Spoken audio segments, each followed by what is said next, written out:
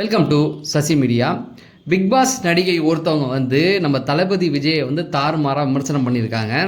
அவங்க எதுக்காக அவரை விமர்சனம் பண்ணியிருக்காங்க அப்படிங்கிறத பற்றி தான் இந்த வீடியோவில் பார்க்க போகிறோம். நீங்கள் நம்ம சேனலுக்கு புதுசாக இருந்தால் சேனலை சப்ஸ்கிரைப் பண்ணிட்டு வீடியோவை லைக் பண்ணிடுங்க.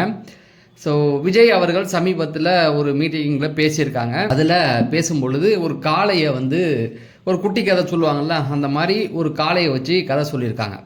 அதாவது ஒரு காலை சேரிக்கிட்டே வருது, ஒரு சின்ன பையன் எய்த்தாப்பில் போயிட்டு அது முட்டை வரும்போது புல்லுக்கட்டை எடுத்து காமிச்சிருக்காப்புல அப்படின்னு சொல்லி தன்னுடைய அரசியல் பற்றின சில கருத்துக்களை சொல்லியிருக்காங்க. அதை இந்த வீடியோவில் நம்ம பேச வேணாம், ஏன்னா அரசியல் கருத்துக்கள் அது அப்பாற்பட்டது. இப்போ இந்த கதையை விஜய் அவர்கள் எதுக்கு சொன்னார்னா, தன்னுடைய ரசிகர்களை மோட்டிவேட் பண்ணுற மாதிரி ஒரு சில விஷயங்கள் அதை வச்சு சொல்லியிருக்காரு. இதை பிக் பாஸுக்கு போன நடிகை ஒருத்தவங்க இருக்காங்க, அதாவது பிக் பாஸ்லேயே ரொம்ப ஃபேமஸ் ஆனவங்கன்னா அவங்க மட்டும்தான். சீசன் 1லேருந்து இது வரைக்கும் ஒரு அழியாத பேர் ஒருத்தவங்களுக்கு வந்து கிடைச்சிருக்கு அப்படின்னா அவங்கள சொல்லலாம். வேறு யாரும் இல்லைங்க, ஜூலியை பற்றி தான் பேசிக்கிட்டு இருக்கேன். இந்த ஜூலிக்கு மட்டும்தான் அவ்வளோ பேர், நெகட்டிவாக இருந்தாலும் அவ்வளோ ஒரு பேர் வந்து கிடைச்சது வேறு யாருக்குமே பிக் பாஸில் கிடைக்கல. அந்த அளவுக்கு ஒரு பேர் கிடைச்சிருக்குன்னு சொல்லலாம். அதனால் வருமானம் வந்துருச்சு, அவங்க லைஃப்பை வந்து ஓகோன்னு ஆயிடுச்சு. இவங்க தான் வந்து விஜய் அவர்களை விமர்சனம் பண்ணியிருக்காங்க.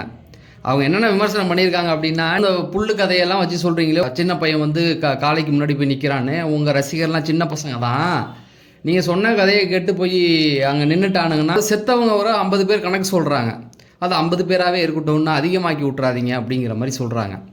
ஸோ ஜூலி யார் அப்படிங்கிறது தெரியும், தாவேக்காவுக்கு எதிரானவங்க தான். இன்னும் சொல்லப்போனால் அவங்க வேற ஒரு கட்சியை சார்ந்தவங்க. நம்ம அரசியல் ரீதியாக பேச விரும்பலை. அவங்க விஜய் சார் பேசினதை ஒரு விஷயமாக எடுத்துகிட்டு வராங்க இல்லையா, எடுத்துகிட்டு வர முன்னாடி நீங்கள் வந்து அந்த கதை தான் தப்புன்னா அந்த கதையை சுட்டி காமிக்கிடலாம். முதல்ல அந்த தாவேக்கா மாநாட்டை பார்த்துருக்காங்களாம், பார்த்துட்டு வந்து சொல்கிறாங்க வழக்கம் போல் உங்கள் மாநாட்டில் ஒன்றுமே இல்லை அப்படின்னீங்க. ஸோ அப்போ நீங்கள் இந்த கதையை வச்சு பிரச்சனை பண்ண வரல, அவங்க விஜயை குறை சொல்லணும் அப்படிங்கிறதுக்காகவே வந்திருக்காங்க. அதான் சொன்னல, விஜய்க்கு ஆப்போசிட்டாக இருக்கிற ஒரு கட்சியிலேருந்து தான் அவங்க ஆதரவாக இருக்காங்க, அப்பையிலேருந்தே இருக்காங்க. ஸோ இவங்களை பற்றி தெரியும் இல்லையா, இவங்க வந்து ஃபஸ்ட்டு சீசன்லேயே ரொம்ப நியாயமாக நடந்துக்கிட்ட ஒரு ஆள். ஓவியாங்கிற ஒருத்தவங்கள அவ்வளோ டார்ச்சர் பண்ணி, அவங்களுக்கு உதவி செய்ய வந்த ஓவியாவை அவ்வளோ டார்ச்சர் பண்ணி அவங்கள வந்து வெளியில் அனுப்பின ஆள் தான் இவங்க. அவங்க சொல்லாத விஷயத்த சொல்லி அவங்கள வந்து கேவலமாக இது பண்ணி காயத்ரி ரகுராமோட சேர்ந்துக்கணுன்றதுக்காக பண்ணவங்க தான். அதுக்கப்புறமேட்டுக்கு வந்து பரணி, இவருக்காக நின்ன ஒரு பரணி கடைசி வரைக்கும் நியாயமாக நின்றுட்டு நமக்கு வாழ்ந்தாலும் போனாலும் பரவாயில்லன்னு போனவர் தான். பெரிய வருமானம்லாம் அவருக்கு கிடையாது, இருந்தாலும் போனார். அப்பேற்பட்ட பரணி இவருக்கு ஆதரவாக நின்னவர், இவரையே போட்டு கொடுத்த பொண்ணு தான் இந்த பொண்ணு. சரி, இவங்க வந்து நியாயத்தை பேச வந்துட்டாங்க அப்படிங்கிறது அவங்க சொல்கிறாங்க. ஒரு மணலில் ஜல்லிக்கட்டு அப்படின்னா நாங்கள் ரொம்ப போராடி வாங்கியிருக்கோம், அதெல்லாம் வந்து நீங்கள் கெடுத்து விட்டு போயிடாதீங்க, இப்போ சரியாக நடந்துக்கிட்டு இருக்கு அப்படிங்கிற மாதிரி சொல்கிறாங்க. நீங்கள் எங்கே போராடினீங்க? ஏதோ நீங்கள் வந்து கையில் இதெல்லாம் எடுத்துகிட்டு போராட்ட காலத்துக்கு போன மாதிரி போனது எல்லாம் ஸ்டூடெண்ட்ஸு, ஓகேங்களா? அன்னைக்கே அங்கே மெரினா பீச்சில் கூடினது எல்லா கூட்டமும் வந்து ஸ்டூடெண்ட்ஸ்.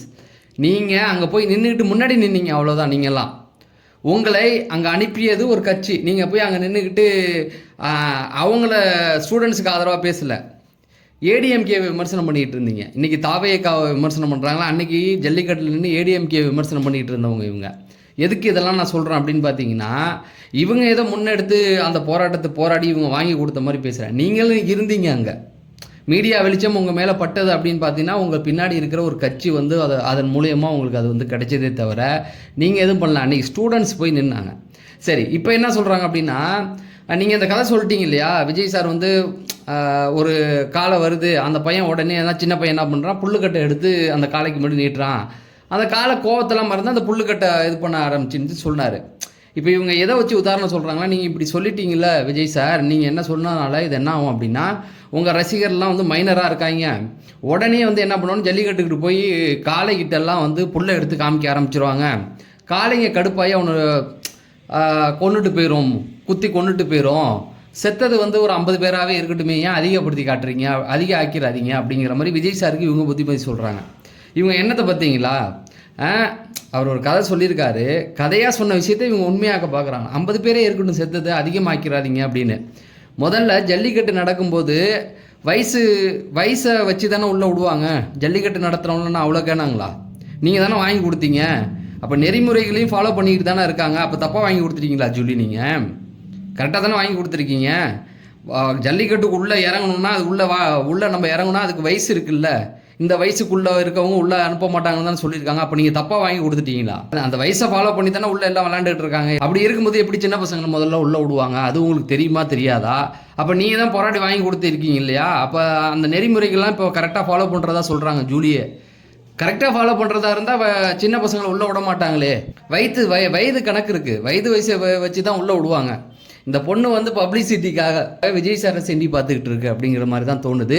என்னை பொறுத்த வரைக்கும் விஜய் சார் சொன்னது ஒரு மோட்டிவேஷன் ஸ்டோரி தான். இதில் ஜூலி அவர்கள் தான் வாண்டடாக வந்து பேச தெரியாமல் பேசி அதில் தேவையில்லாமல் தன்னுடைய கருத்தை சொல்கிறதா சொல்லி அதாவது ஜல்லிக்கட்டுக்குன்னு ஒரு வயசு ரெஸ்ட்ரிக்ஷன் உண்டு. அந்த வயசுக்கு குறிப்பிட்ட வயசுக்கு மேலே உள்ளவங்களை தான் அனுப்புவாங்க. அவ்வளோ குழுக்கள் இருக்கும் அதுக்கு பின்னணியில்.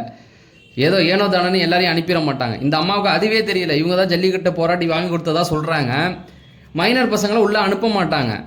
அதுவே தெரியாமல் இந்த அம்மா வந்து பேசிக்கிட்டு இருக்கு. நீங்கள் இதை பற்றி என்ன நினைக்கிறீங்க அப்படிங்கிறத கமெண்ட் செக்ஷனில் சொல்லுங்கள். நம்ம அடுத்த வீடியோவில் சந்திப்போம். நன்றி, வணக்கம்.